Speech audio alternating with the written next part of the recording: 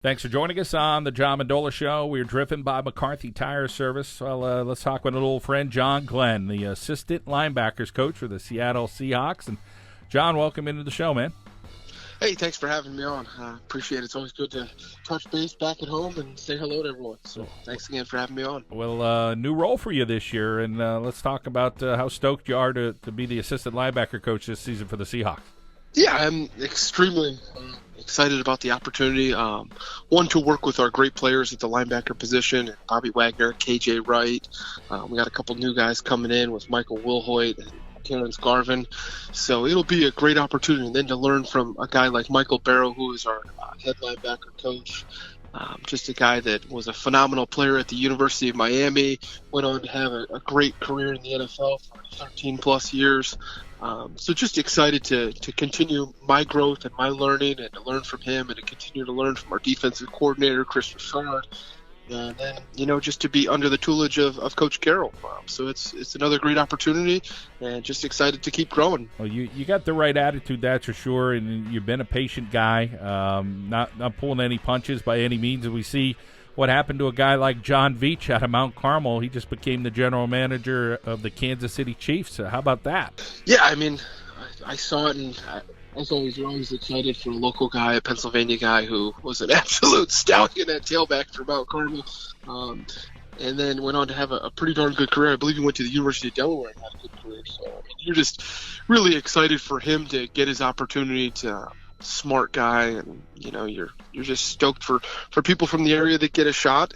And as myself, I'm just going to continue to be patient and keep learning, like I said, and keep growing. And then once that opportunity does arise, you're ready for it. And, of course, you'll be ready here for the assistant linebacker coach with the Seahawks. And you mentioned the talent level. How about getting ready for camp? Just a couple of weeks away.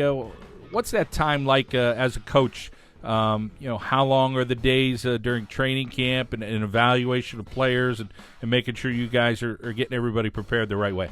Well, it's a great process in training camp. Obviously, it's when you start to come together as a team, and you've been through a little bit in the OTAs and the voluntary workouts and all that in the mini camps. But training camp is where the process really starts to gel and take form, and you're getting ready for the season. You start to see the preparation kick in and all that, and get a couple shots at the preseason games. So there are some long days. But it's great because you're getting yourself ready for that season grind of 16 games and hopefully for a playoff push. And, of course, soaking up family time right now as every day goes by. You got a little East Coast trip a couple of weeks ago and checked out Avalon, New Jersey. Talk about some family time. Well, it is always great to spend some time. In this profession, you are away from your family an awful lot. So when you do get time to spend with them, it's great to go do things. And we like to travel. We like to go to the Jersey Shore, so I bring all of our family. My dad, who was a former coach, Joe Glenn, he comes down. My mom, my sister and her kids, my brother and his kids. So it's great to get everyone together and have that quality time and make some memories. So we're blessed in that opportunity that we're able to all get together and do some things, and we just enjoy the travel. But right now I'm just enjoying my two boys, Nate, who's 3, and my youngest son, Luke, who's 1, and my wife, and just trying to make the most of being a husband and a dad for right now until training camp comes, and I'm gone for about 6 months. And you're an early bird, so much like I'm sure your fellow coaches there for the Seahawks, you'll be getting after it quite often.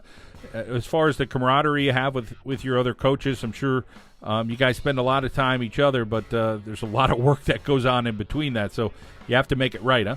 Certainly, and we're very fortunate that we've, the majority of us have been together for a long time. This is my 6th year, and I've been with the defense going on my 4th year now, so we've pretty much all been together. There's been some new additions here and there, but the core nucleus has remained intact, and that certainly helps.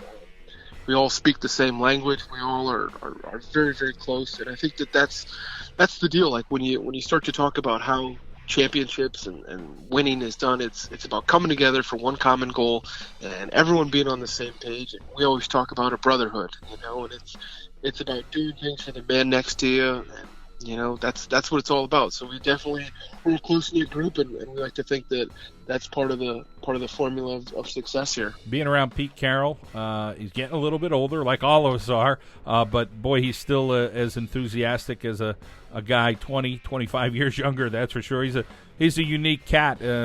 Talk about just being able to learn from a guy like him. Well, when you say older, I don't see it, because we play basketball. We play staff basketball. And I'll tell you what, as much as I like to think I can play, you don't want him guarding you. So I think age is just a number, and just the energy and enthusiasm that he brings day in and day out. It starts with him, and the energy trickles down, and he is certainly the most competitive, the most enthusiastic, and just the ability to learn and to watch him and to see how he interacts with the team day in and day out. It's such a great opportunity. I'm so very fortunate to be part of it, and like I said, you don't want that guy guarding you on the basketball court. It'd be a tough day scoring for you. And it's interesting. You're a pretty tall guy, so I have to size up. How tall is Carroll? Is he shorter than you? A little bit, yeah. But I'll tell you what, when he leaves side, he makes up for it in tenacity. Great to hear. I mean, those are some fun times. A little pickup basketball with your staff is always great. As far as the outlook here for 2017 with the Seahawks, you guys are going to go for it again, I'm sure. I think we're definitely have a great team returning, and just the mindset that we have that we're just going to come in and you take it week by week and you approach each game that it's a championship opportunity. Wherever the chips fall, they fall, but we're going to go out and we're going to battle and we're going to compete and we're going to do things our way. And what the score says at the end, I mean, that's out of our control. We're going to go out there and we can control everything that we can control, and it'll start up with the effort, and we'll go from there and we'll see what happens. John, a lot of emphasis has been put on safety, and you've heard coaches here in northeastern Pennsylvania saying, hey, they like the Seahawks model, and they talked to John Glenn about what they learned with the Seahawks. Talk about some drills defensively you guys do to try to promote safety and help some of these guys. Hopefully kids are learning on the high school level to make the game a little bit safer. Absolutely, and I think that we've been, kind of on the innovation of what we like to call hawk tackling.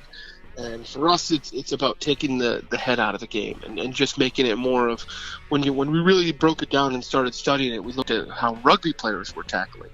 And these guys are wearing no face masks, no helmet, just out there just getting after it. So it really becomes what it is the shoulder tackle, and we like to talk about the strike zone. So if you were to take a generic Little League strike zone from the top of the chest to the top of the knee, and just go in between there, that's where you really want to focus all your energy. So that's kind of what we do, and we talk about lowering the strike zone as your target gets lower and stuff like that, where receivers are coming across the middle and all that. We drill it every day. We talk about tracking, which is the most important thing, tracking ball carriers with our near hip to their near hip.